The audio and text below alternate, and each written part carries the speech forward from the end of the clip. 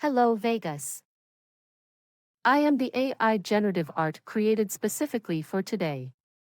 Welcome to today's ICSC Vegas panel discussion, Experience Centers. How to monetize engagement from design to transformation. Now, let's introduce you to the human panel members. Anthony, Michelle, Philippe, Dennis. Did I miss anyone?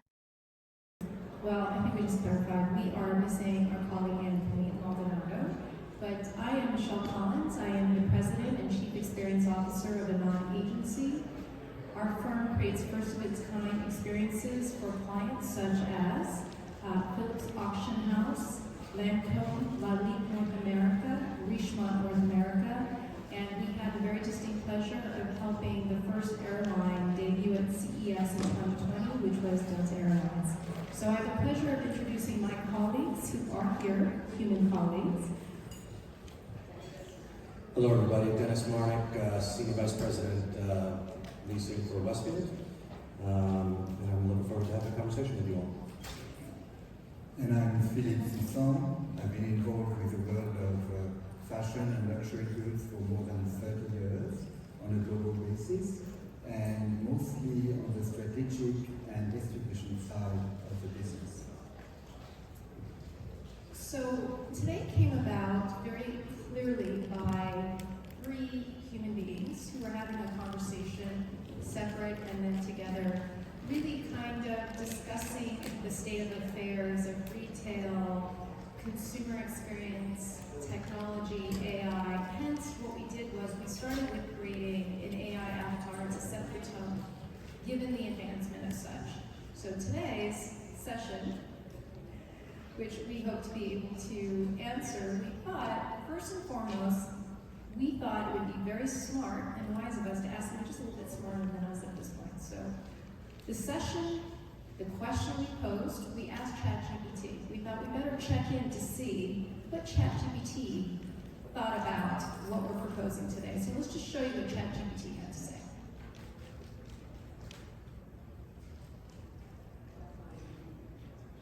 So typed into ChatGPT and had a good sense of what it might respond.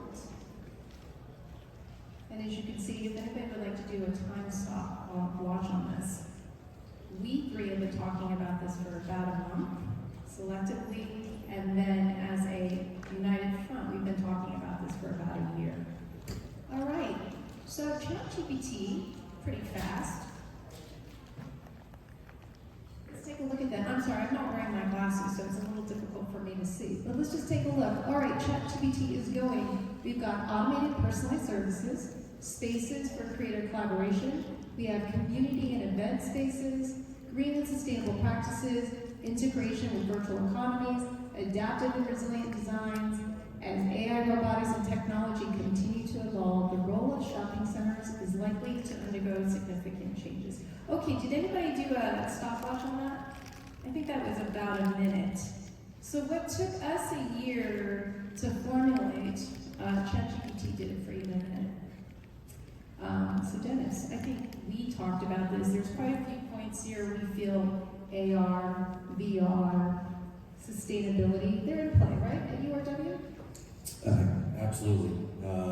It's definitely, I mean, you know, these things are spit out by AI, ChatGPT. I would say that most developers, us included, would be engaged in all of these different ideas in one way or another. And there's definitely some new conversation topics that we're going to address. And Philippe, obviously working with international clients, are these all 7 points that are in discussion? Yes, absolutely. Again, what took us a year, potentially longer, ChatGPT articulated it in 1 minute.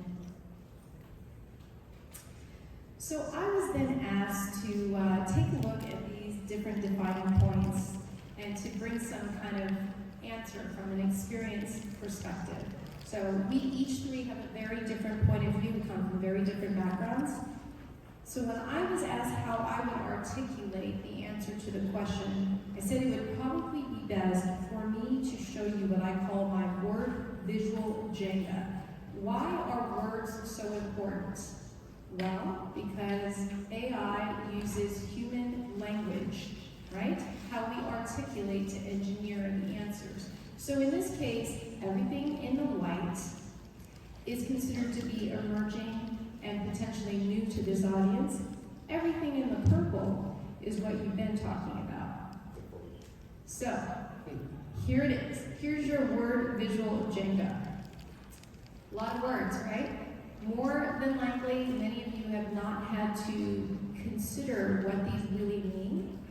And again, in the white is emerging and new, and in the purple is probably what you've been discussing. So it looks to me like you actually have quite a few new things that we need to evolve to pretty quickly. Okay. There might have been a few we cannot understand or digest what you were discussing in that visual Jenga, so we thought we'd break it down for you in 3 key things. So everyone in this room, I think, knows what events and experiential means, but now we're also talking about experiences and escapes. The second point is obviously retention, a very common nomenclature being used, but now we're focused on loyalty and communities. And the third, very familiar for this room, ROI, and now what we're proposing, there are going to be an indefinite amount of unknown metrics. So these are the 3 things we're going to distill down in today's less than 45-minute session. Okay, so let's ask the question, what is the difference between events and experiential versus experiences and escapes?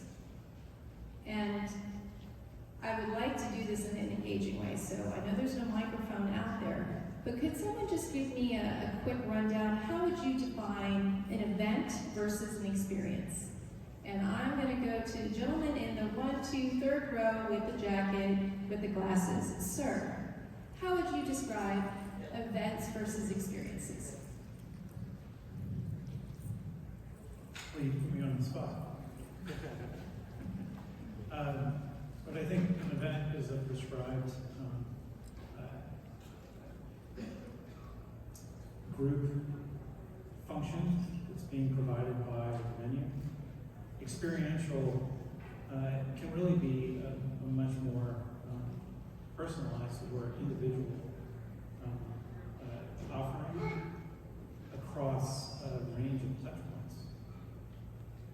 I mean, we ask what you do for a living, sir, and what industry?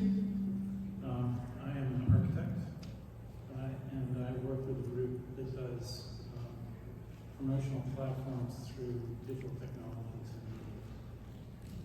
Okay, so events versus experiences. What I think we as a group wanted to also kind of touch upon is that we individually have such different points of view. I'm obviously the consumer experience design. We have the shopping center and the mall representation from a leasing standpoint. We also have the global consultant's point of view. So I think we should ask, because I think we each 3 have a different way of describing it. So let's start with Philippe. Philippe, what is your definition? Well, I mean, for me, we need to engage with your consumer directly, with your audience directly. And if you look at shopping centers, for me, the clients are really not their tenants. A fashion show, for example, if you think of a fashion show, and if you do a fashion show in a hotel, a very long hotel or in a salon, you're creating an event. But if you take your best customers and opinion leaders to the Great Wall of China, and you do a fashion show there, then you engage them and you give them a very unique experience. That's really the experience that you were mentioning. So I think that's very important. In addition to very well-known brands, I have been fortunate to have for the last 20 years a client called the Iguatemi Group, who has shopping centers in Brazil, and they own and operate them throughout the country. Iguatemi, of course, like any shopping center, tries to curate the best brands and retailers in their shopping centers to make it more compelling. But because we looked at the consumers as our clients, not the tenants, then we tried to do a lot of course, events, provide a lot of key services that many shopping centers, for example, in the US do not provide. and do special events for our VIP client, and try to engage the public as much as we can directly, and trying to create these unique experiences. Dennis, we've had a good giggle about this, and I do say giggle because I can. But Dennis, I know that URW has a very distinct point of view. Could you share with us, how do you I mean, because you do events all the time. So how does URW define and execute events versus experiential? Yeah, it's a good, very good question. It's something that I would say, we challenge ourselves with all the time, because we're very good at events, right? We can put fashion shows together, we can do all of that. But the experience part of it, and I would say the emotional attachment to that event is what's the most critical. And I think where we've seen the most positive feedback and learned a lot is a property in Century City in Los Angeles. This is a property that, there's 350 live events a year coming up in that project. It's a plug and play. So back to the client, if you're Rihanna and you want to sing, it's Friday, and you decide on Sunday you want to sing at Century City because your album's dropping, you can go in there and plug and play. And so it's twofold. One, for the customer, the forward-facing idea, and how you get that emotional attachment with brands and building relationships with people. But then also, it's also about the client too, and making sure that they're engaged in a way that gives that feeling to the customer when they're there. And that's been really important to us. So just to give you a big visual here, let's just play a little quick snippet of what we perceive as URW's events versus experiential.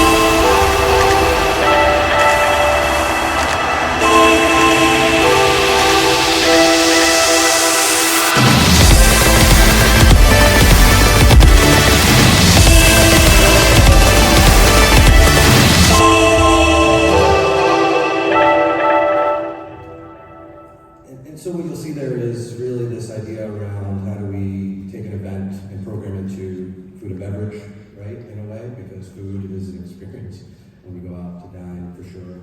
Culture, right, so the Chinese New Year events that we put together. And I would say lastly, what's become really important and critical to us is health and wellness. We LA Marathon, we're, pickleball, like we are really trying to push that, and that's really grown which we'll talk about a little bit, a loyal customer base through that experience. Okay, so if I were going to sum this up, URW does how many events a year, did you say? Well, just at one property in Century City, we're doing 300 to 350 live events a year. So all those events lead to what is the URW experience.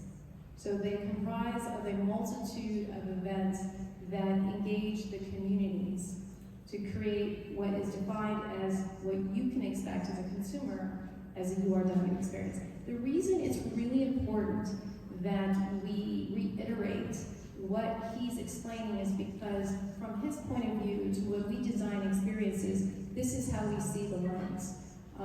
There is a very distinct difference between the nomenclature, and it is really important that we talk about this. So, events, there can be a singular reason to congregate, to bring people together in a physical space.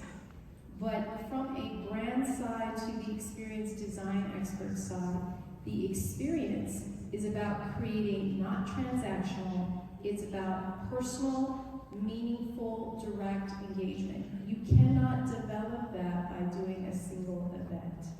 So the reason we are really underscoring this is that there is a disturbing fact that the way that traditional property space has been designed, you ask the brand marketers to then design these activation and events into spaces they never actually got to weigh in on. So without you understanding the impact of what experience means and how it needs to fulfill the end consumer journey, operational planning do need to bring them to the table. So that's not what's being done. You're building, you're planning, you're spending, and then now you're asking the brand marketing teams to go out and try to activate, to create these events, to create these experiences that are create these amazing, meaningful relationships, but you didn't ask them to sit at the table when you first developed the plans.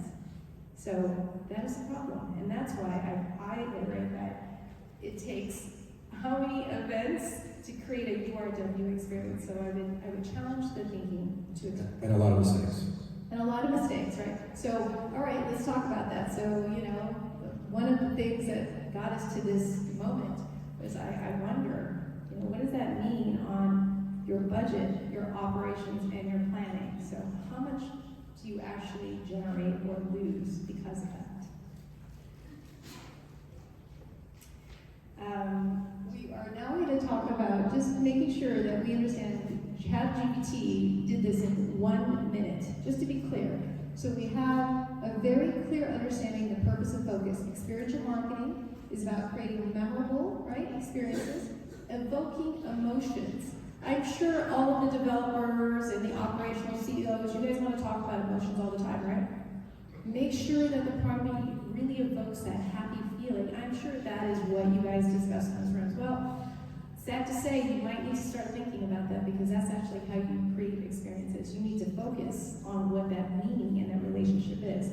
And then second to that is obviously experiential is being used more to talk about emphasizing the quality of the consumer's interaction. So in essence, all experiential marketing activities should be consistent and should be considered events, and not all events are designed to be experiences. Again, more words, but they do matter.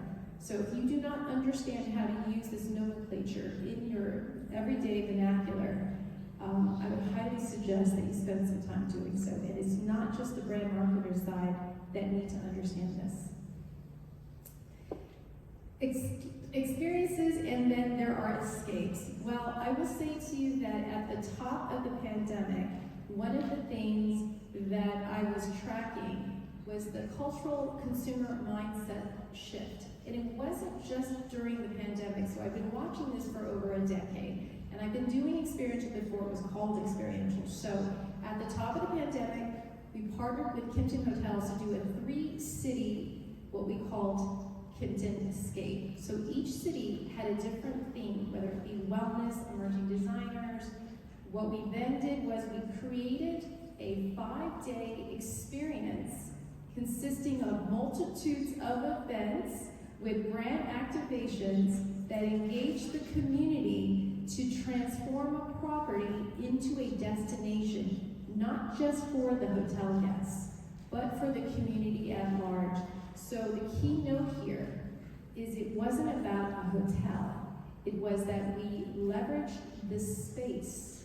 We understood how to create the engagement and the meaningful opportunities with the community, and we did it intentionally over a period of 4 to 5 days using a multitude of events.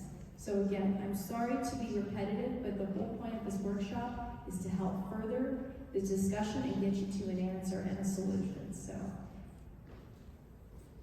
now, just to help illustrate it ever so slightly more, I thought this might be a little bit more helpful. Okay, here we have, again, AI. Believe it or not, this looks like any luxury property, right? Could be a Four Seasons, it could be, you name it. Well, this is how I generated that image. This was not somebody else's work, but this is how I used AI to generate that image. So look very carefully at the words. This is a hotel lobby with an oversized green abstract painting on the wall, designed in the style of John Hosson in New York City. Light gray and beige tones, subtle lighting, spacious room reflects contemporary luxury architecture with sleek furniture and minimalist decor. That's how I got that, and it only took me less than 30 seconds. That's pretty scary, folks. But it's also important to know the vernacular, the actual nomenclature that I used to generate that. So that's present day. Here is also the problem with that.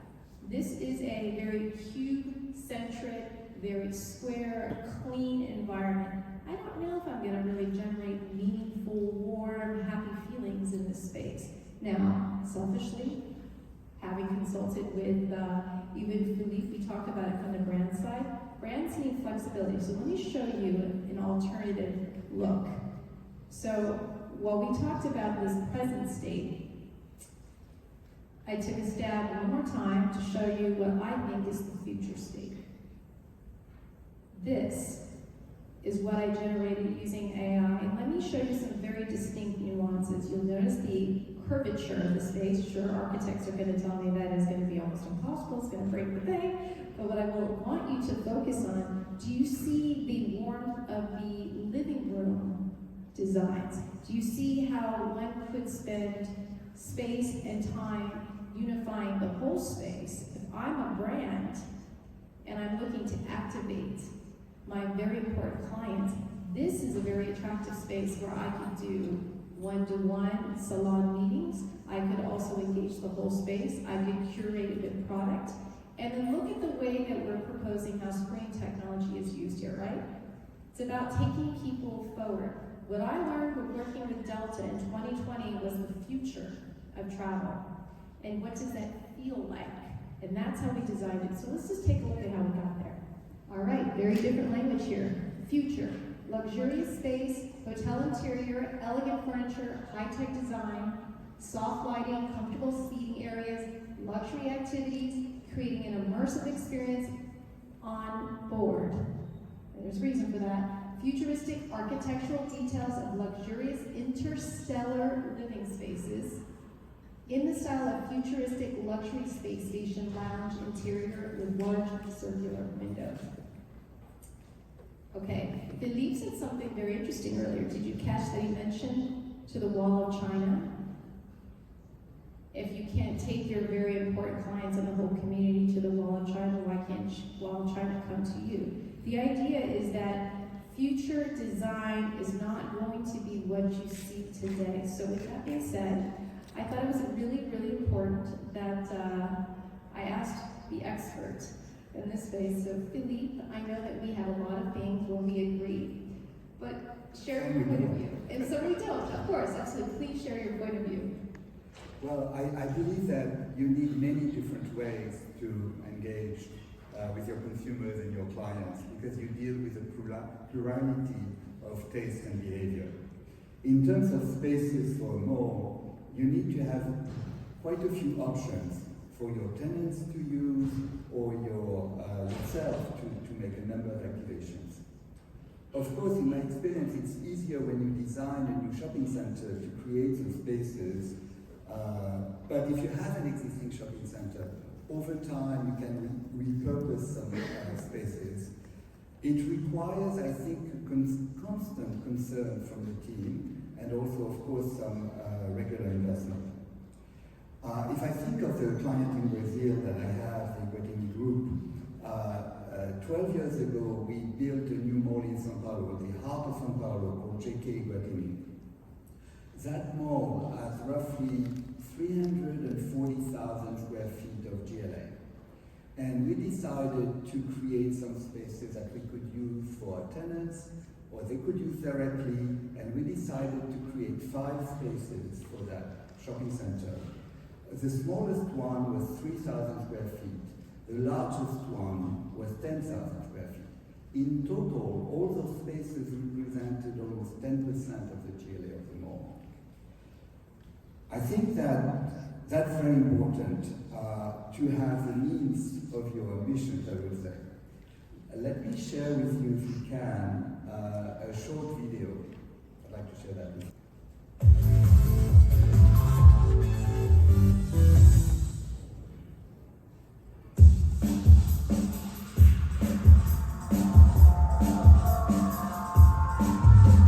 Hoje o Viu está no JK Guatemi e a gente vai mostrar para vocês a exposição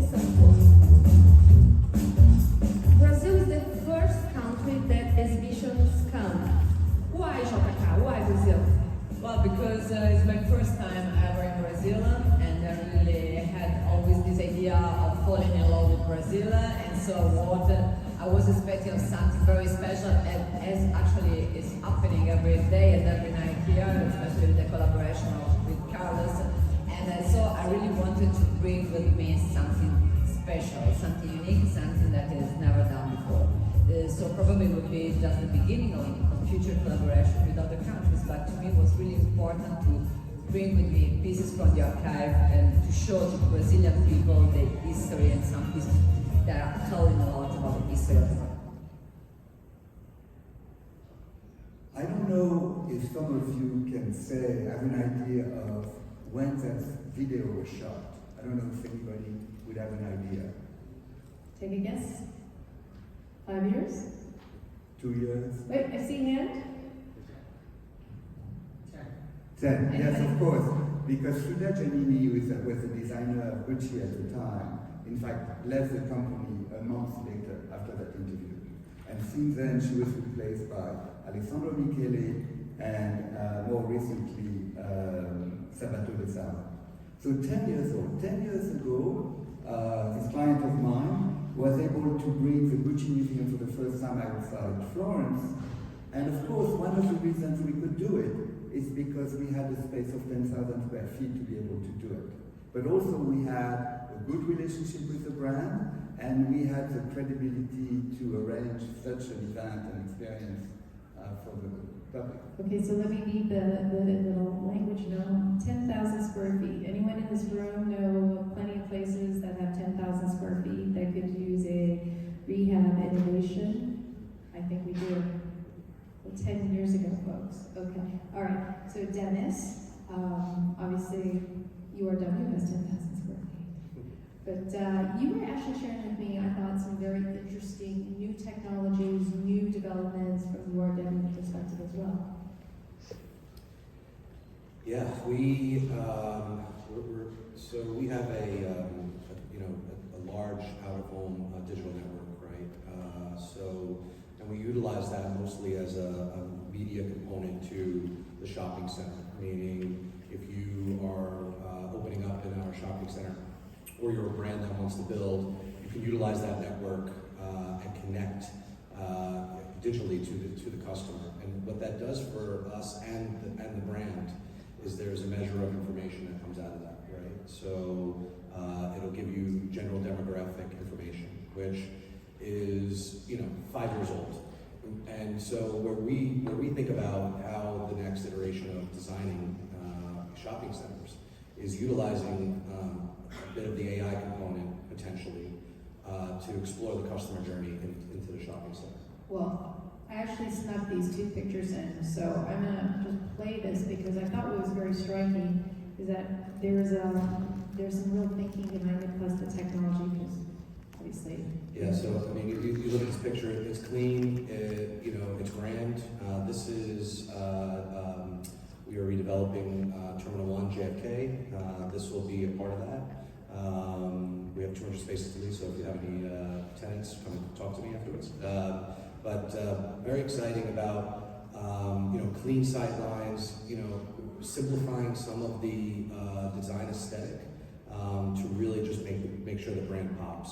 And really where that's come from, and the reason I like this photo is the brand that we're thinking about putting in there is a brand that we're going to partner with from a data share information. And so what that means is that we are using technology that will be able to go back to a brand and say, here's the customer journey from entranceway in through the shopping center, through food, into health and wellness, back in through leisure, et cetera. And then we could share that with the client and say, they stopped in front of your store, they were there for 2 minutes, didn't go in or did go in. And then they can take their data. So when we talk about like contract negotiations, we're going to negotiate that there's a data share between the two companies. Well, what really struck me about this in particular is, obviously we work in the world of luxury, so maison is a very common term, but the idea of the art of the maison, what struck me about this design is it feels very inviting. It doesn't feel like the traditional retail in JFK. And then there was the second one, which I'm a big fan of technology, so digital screens every day. Yeah, I mean, these are, oh, sorry, I get excited. These are the, really trying to blend in environment, right? So this feeling of green and health, and then this sort of futuristic, 3D digital screens. The things that we're going to be putting into our shopping centers are the next iteration of digital, right? So it'll take components of like what we see out there, that big globe, the sphere, and bring that into the shopping center in a smaller version of that. And what that allows us to do is it's fully transparent, so you can have a shop front actually behind that screen, right? You can have a brand behind that screen that you can open up doors that are a part of the digital component, so that you can put that onto the floor, and it's showing you the new car that's coming out from Tesla, and then the doors open and there's the car from Tesla. So you get this physical and digital interaction with the customer, with the brand. So I think what really struck me about this is oftentimes we would just be talking about the digital technology. So from an experience point of view, if a client were to bring me in, I would get excited about this because it helps the end consumer dream. What he just described there, you could take me to the moon. You could literally take me to the moon because the technology, the design, and the atmosphere is designed to create an experience. It's not just a billboard advertising piece. So again, understanding the difference of what an experience is supposed to do on the tail end of it, which is to create a true, meaningful, happy, emotional moment. So let's talk about something probably a little bit more familiar with everyone. We've been speaking about this as an industry, retention versus loyalty and communities. Well, I would say that there's a different way to look at it, so bear with me. My proposition is that while we're talking about retention versus loyalty and communities, there's two core concepts: adopting versus adapting. So maybe the best way to illustrate it was the question I asked: how many millions are developers walking away from if they don't embrace the new experiential community, loyalty, retail entertainment environments, and strategies?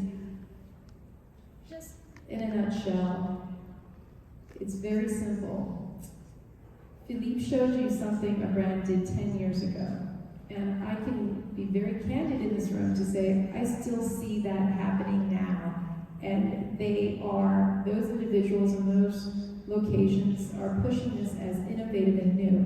Well, I can tell you, we are already adapting to new technologies. You can just see it. I produced AI results in under a minute.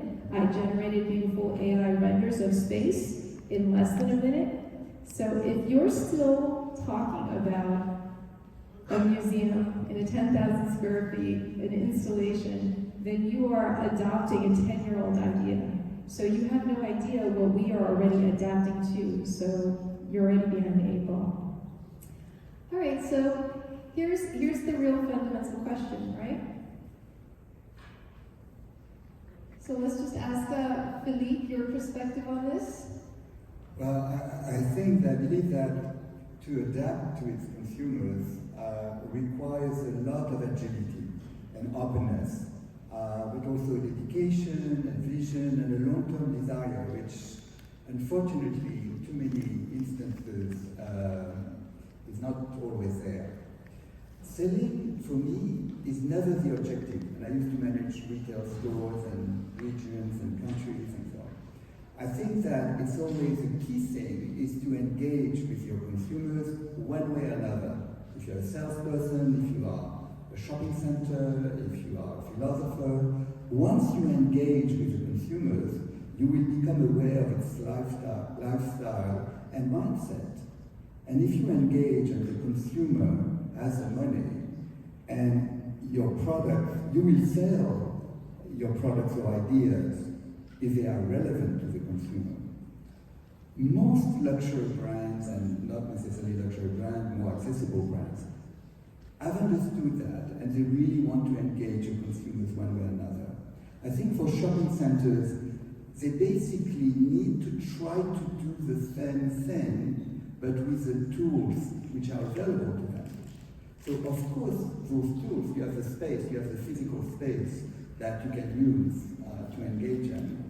But I think you have many other things. You know the communities, you know the challenges in terms of education or culture of the communities. There are a world of things that the shopping centers have and know very well. Then brands, most of them do not know, maybe in New York and LA, but not in many parts of the country. Well, let's just build on that really quickly. Is it safe to say everyone in this room has heard of Burning Man? Okay. Well, Burning Man was started by a group of individuals who were looking to create an escape from their ordinary lives. Right? They were small community friends who wanted an escape. So what did they do? They created their own experience. And now look at Burning Man now.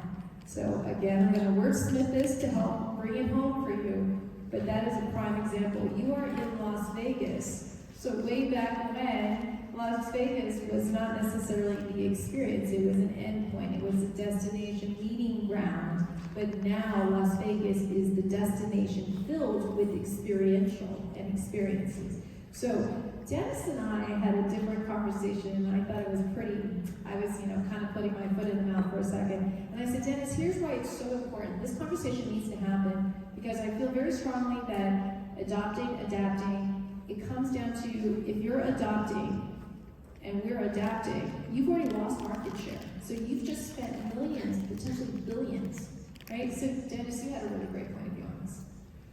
Yeah, I mean, I think that's when you're developing shopping centers, these are very long investments, right? So you're putting in billions, millions into this arena. So one of the things that we look at now is the flexibility in that design, right? And the design intent to be able to adapt. The things that we thought were important even 5 years ago, you could see are not as critical today. And so we continue to focus on that. I would say that, the back to your point about customer engagement, that's the name of the game, engaging market share, right?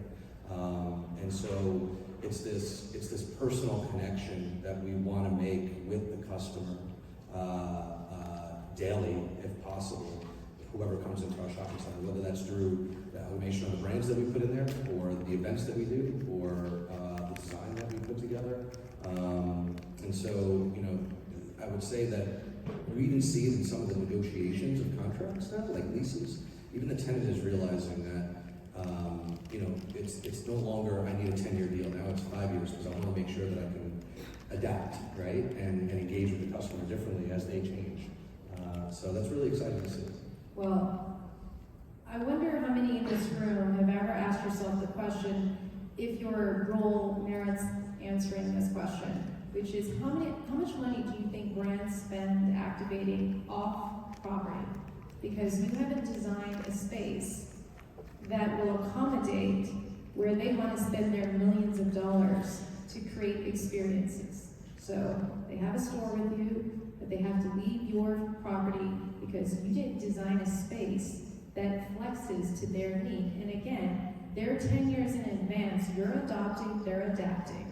So they'll take their millions in their budget and do it somewhere else. Now, Philippe had a really great point, though, which is there are second-tier markets that have all the space. So the reason I brought up Burning Man was in the middle of the desert. Who would have thought people were going to travel to the middle of the desert, and it became what it was? Well, what it is. So the question is, potentially, are there properties that you are sitting on, or not developed, or desirous of a major rehab and innovation that you haven't thought that far? Why don't you create a destination? Why aren't you creating those experiences? Why do you keep trying to do the same thing people were doing 10 years ago? So, I mean, that's a pretty bold statement, but it's a question. And I'm just curious, in this room, how many people actually have someone like me sitting at the table with their architect and engineer? Nobody. You probably should have someone like me, someone like Philippe, potentially even someone like Dennis, depending on the organization. We should be sitting at the table, so before you start to put all the millions and billions into what you think is going to be fruitful, beneficial, and result in these wonderful returns on your investment, you probably should consult the consumer experience experts. the brand global consultant who, from the brand side, knows how the brand spend their money, right? And then obviously, you need to speak to the person who's also negotiating with the tenants because they're telling him what's valuable. But here's what's happened, the pyramid's upside down. You're spending the money, you're deciding where the money's gonna go, how it's gonna be used, and then it's all hands off. What we're proposing here is if you really wanna talk about ROI and the unknown metrics, because return on investment now is going to be very difficult to really measure because there are a lot of unknown metrics. Because I don't know, how many people in this room are using any form of AI outside of ChatGPT? Not a lot, okay. All right, so as you can see, 1 minute and under. So we're running out of time. We can take a few questions, but what we would actually propose at the end of the session is that we would like to change the language with which you proceed forward. If you're going to transform, if you're going to monetize, and if you're going to learn the difference between experiences and how to then engage and then convert and define what those unknown metrics are. So we have our email addresses up here. We invite you to adapt with us. And then for those who might be interested in whether it's speaking with one of us or all of us together to have a deeper dive into the presentation, please feel free to QR code scan this, and that will allow you to contact us directly.